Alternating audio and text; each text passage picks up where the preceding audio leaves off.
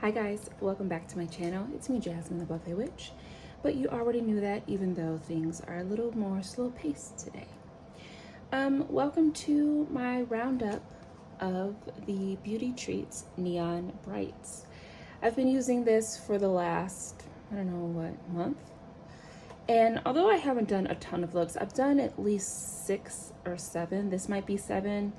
And I do have my thoughts formulated for this palette, and I think I'm ready to set it aside as like a focus thing, like something I'm focusing on. So let's chitty chat about that, and as I do, I will split the screen and pop up some pictures of some looks that I have done. So I picked this palette up from Five Below. I'm not too well versed in what is available at Five Below when it comes to the cosmetics, so I don't know how often they cycle through things, if this is going to be something that is going to be readily available for a long period of time. Since purchasing this palette, I have gone back and I did see 2 more versions of this palette. So Beauty Treats might be something that is always in a Five Below. I'm just not positive. So even though I saw 2 different palettes, knowing the formula as I do now, I don't think it's something that I'm going to pick up more of. And also the color schemes are a bit more neutral, and I don't really need more of that coming into my collection with this type of formula. But for what it is worth, this is a really nice palette to play with. I think I said in my initial review of it, or my intro to it, that it's a really good palette for someone who doesn't know how to drive a stick shift, so to speak. If you want to incorporate color into your looks, but you find that it gets out of hand very quickly, or you can't really get the blend right, or too much blend, not enough blend, things like that, this is a really nice soft like a soft area to begin with, because although these are really bright colors, you are not going to get this amount of pigmentation. Now, I say that with a deep brown skin tone with an olive undertone. That is all very important when you think about the depth and the vibrancy of shades on your skin. And you also have to think about what type of bases you're using, okay? Typically, when I do my eyeshadow, 9 times out of 10, I am using my Juvia's Place Eye Prep Eye Prime. Mostly shade 2, but I do have shade 1, which is the brightest of the 3, and I do have shade 3, which is the deepest of the 3. So that's going to create a really nice base for my colors to have some pop, and it's going to stay close to my skin tone, but not so close that it's going to make anything deeper. And I find with that particular base, just about every formula I've ever used, it's going to be, you know, punchy. You're going to get some oomph, okay? Today's look, though, I am working with a few different products, but because of the cream product that is on the inner portion of my eye, I decided to pull out a clear, or like a universal primer, something that's not going to add any color. And this is the first time I've done that with this particular palette, and I feel like I did get a little bit more pigmentation with this shade here. And that just kind of adds to, you know, the notion that you really should kind of play with different types of bases.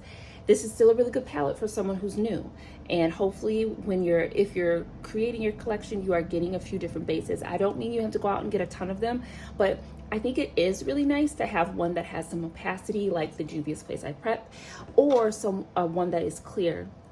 And there are tons of clear primers, or primers that have very, very light tint, okay?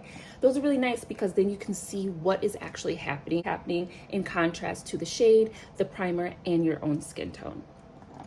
So on a scale of 1 to 10, 1 being like no color comes off, like it just blends into nothing, to 10 being like boom, pow, in your face, huge impact, like a lot of color, you got to be careful, I would give this formula in its entirety, regardless of the shade, a smooth 4.5. okay? I am wearing the deepest shade here on my outer V, and this is as deep as I could get it. That, for me and my particular style, is just not enough. It's nice. It works. I feel like I have a very beautiful, slightly striking. I feel like when I can master a like neutral or like softer eye, for some reason it's more striking. I don't know what it is. Maybe because I'm always doing tons of color. But I do like the opacity that I have built up. But you know, the color girl in me wants to really get more. Like I was so close to using a black or a darker brown from a different brand to deepen this out. But I stayed within this palette and I enjoy it. What I have found though is that this is not the type of palette where you can use 4 or 5 shades. You really want to pick one or not one, but you want to pick 2, maybe 3, call it a day. So today on the eyes, I'm literally only using this in my crease and this on the outer V. The inner portion of my eye is my about face. I'm doing a not 10 tries or goodbye, but I do have 10 of, do I have 10? Maybe more, but I know I have 10 of these and I'm giving each one its own little spotlight. And I thought something kind of natural and a little bit peachy today would be really nice. And so I do have this on the inner portion of the eye. With that being the start of the look, I was like, you know, let me not go too crazy using a bunch of shades. And sometimes it is nice to just use 1 or 2 eyeshadows and call it a day, see what you can do with that. There's a little bit of shimmer on my eyes. I'm not sure if you can really see it, but that is coming from my Jungle Lights palette from Flower Beauty. And I'm using the shade Tiger Lily. And I like to do this thing where either I make my shimmer go like across the lid or like just in this little curve right there. So that's the only place I have this shimmer. And I really like that effect. I think it kind of gives it a little bit more, more texture, you know? So this is a palette that can be built up. You can get some impact, but you don't want to mash too many colors together, else it's almost as if it dries whatever primer you've used and then it just doesn't sit on top of the skin anymore. Like you can't add any more color. And that's not entirely a bad thing, but sometimes it can get in the way of, you know, really getting the finished look to look finished. What I dislike about this palette though is that the satins in here, I'm not going to call them shimmers because they are not shimmers. They're all deep. So it's this blue, this gray, which I like, this blue, and I think there was a purple, oh, and this purple. So there are only 4 shimmers, but again, they are more satin than anything. Not even really metallic. Like these two could kind of come off metallic, but for the most part, they are just satiny. And they're all dark, which is fine because I do like a companion palette. So this isn't a fail because there are no light, super bright shims. But, you know, just that is something I do look for in a palette. Like what are my shimmer? What's the shimmer ratio when it comes to depth? I enjoy the slight rainbow-esque feel because I wouldn't exactly call this a rainbow palette, though it is a bright palette, you know what I mean? There are some tones that I feel are missing. So, I mean, you could call it, maybe like if you want to call it a soft rainbow palette. They're just, I don't know. I can't even really explain what it is that I feel is missing that would make it a rainbow palette if it were here, but I don't exactly consider this a rainbow palette, you know? I haven't had too bad of staining. Typically, like super bright pinks and super light base purples will stain me. I don't think that I've had much staining, probably because there's not much pigment to stain you. But again, you can work it up.